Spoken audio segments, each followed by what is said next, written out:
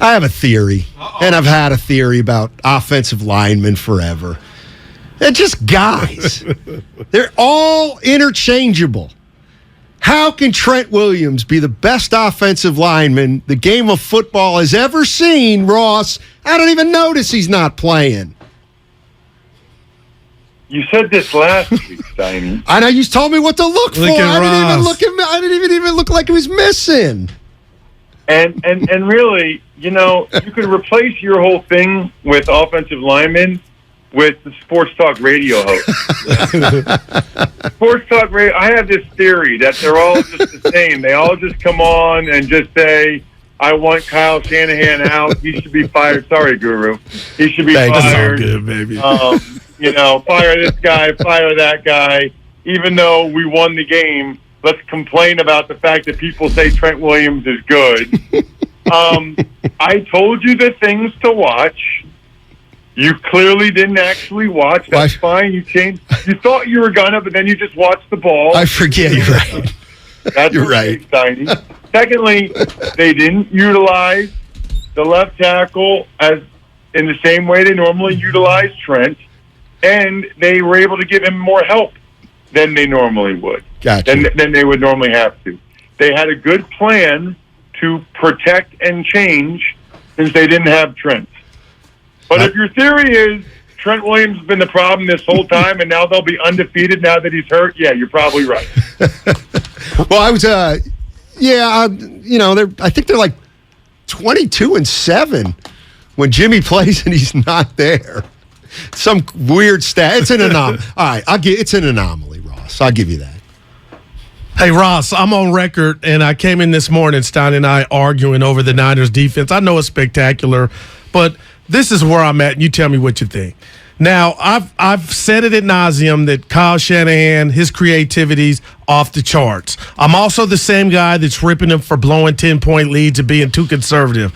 But when it's all said and done, Ross, do you think his best creation is the fact that Deebo said the way he uses Deebo? And my question to you and I have to myself is, how many other coaches do you honestly think would have used Deebo the way that Kyle's doing it? Yeah, probably not many, maybe even none. I think that is a huge feather in his cap.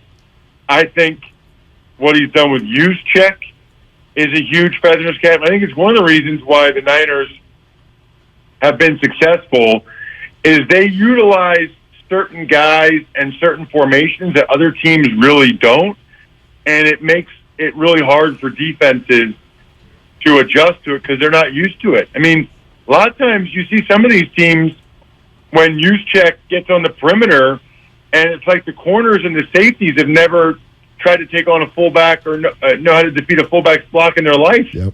Because nobody in college has a fullback, and a lot of NFL teams don't use fullback. So I think part of his genius is, yes, utilizing players in situations that other teams don't, because not only it puts the player in a good position, but the other teams don't really have a great feel for how to defend it. Ross Tucker joining us on 95.7 The Game. He joins us every Tuesday at 1:30. Obviously, the 49ers came in 1-2, and they didn't look great. If you look at last night's game, Ross, I think, okay, Deebo Samuel, he makes a big play.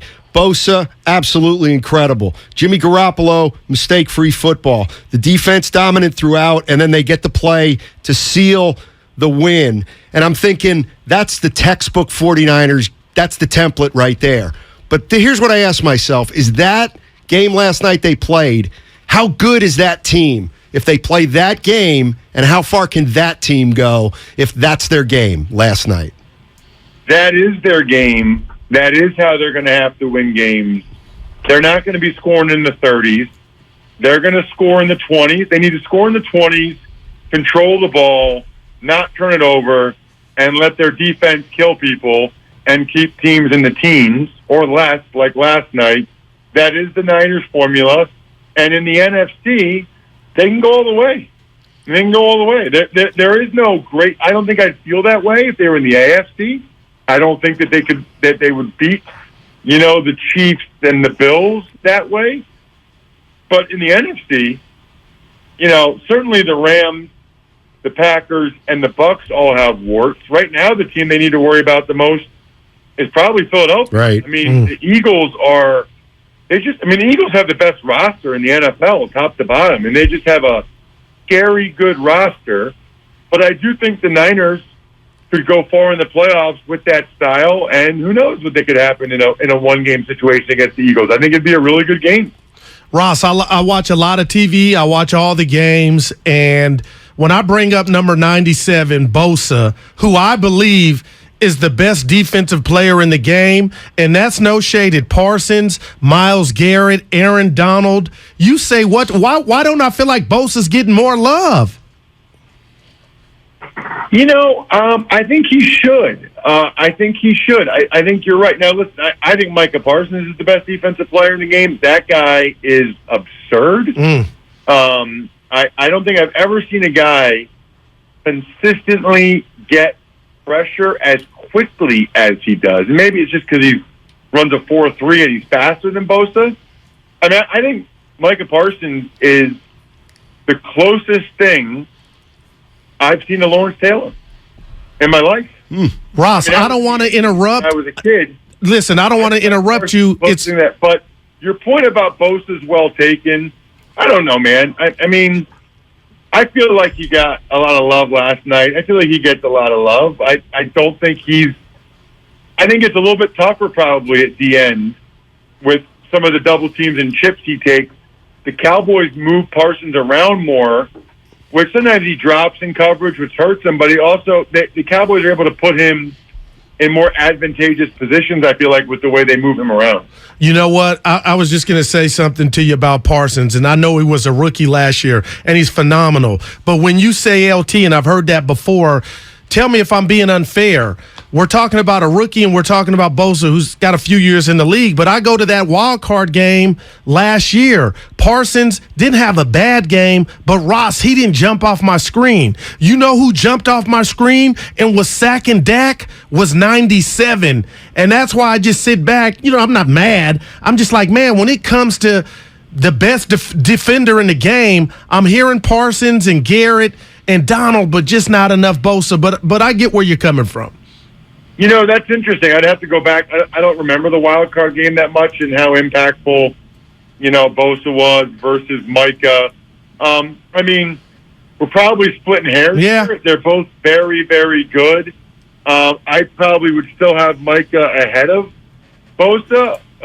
But, man, I don't think Bosa would be a bad choice. He's probably, in my mind, second right now for Defensive Player of the Year so far this year. Ross Tucker joining us on 95.7 The Game. He's here every Tuesday at 1:30. Ross, I don't know if it's fantasy football, but, one of the things you always hear out here in the Bay is Kittle, whether it's Kittle, Ayuk, it's the numbers. These guys, they're all not going to get numbers in the same game. And we talk about Kyle Shanahan, diversity. He used check on a pass. They got Kittle, they got Warner, they got my point is this, I'm watching the Rams last night, and I get it, Cooper Kupp's really good, but I don't know, there's just something about a quarterback going to the same guy or guys all game as opposed to the way the 49ers do it where you kind of have no idea who's going to get the ball. You know what I mean? Like, give me some strengths and weaknesses of both styles. It feels like it'd be a lot easier to defend the Rams. Right. Because it's unbelievable. Stafford really does not want to throw the ball to anybody other than Cooper Kupp. It's really unreal. I mean, he doesn't trust anybody else. It's going to be a heck of a lot tougher to defend the Niners because it could easily be Deebo or Ayuk or Juszczyk or Kittle. I mean, even the run game, the Rams just kind of give up on the run game. So it's definitely harder to defend an offense like the Niners than it is an offense like the Rams. Because some people I know are just like, well, we'll just give Cooper Kupp, let him go off, but we won't let anybody else do anything else. Or you can try to take away Cooper Kupp, but it's like, it's unbelievable. I mean, it's like Stafford's like, well, I got my Super Bowl last year, so maybe this year I'll just make sure, my fantasy team wins the championship. I'll just throw it to Cooper Kupp every play. I don't know what they're doing. Ross, before you get out of here, let us know where you're going to be at this weekend. But I came in, and if I'm a Niner fan, it's about positivity today. But I told Steiny, and I mean this, Ross, as great as that defense was last night, and it's badass, I kind of feel like I'm mad when I look at 2 losses on our record that we should have beat Chicago. We had them at half, and then Denver got a drive at the end. You know, things happen. But can you kind of feel me on that, meet me halfway on like, man, we shouldn't even have 2 losses. Well, first of all, Guru, we've never done a segment without you not being mad or upset about something. Never. Not once. But to your point, yeah, it is a shame because it could end up costing them when the playoffs come around. I mean, you guys could easily be, you're not going to win both those games, so I think they should probably be 3-1, right? I think 3-1 would be a fair number. Thankfully, there's a lot more games, and they can make up for it. But that could be the difference between home field advantage or not, or winning the division or not, or a different seed or not. So, yeah, I think you have a right to be ticked off that they lost both those games.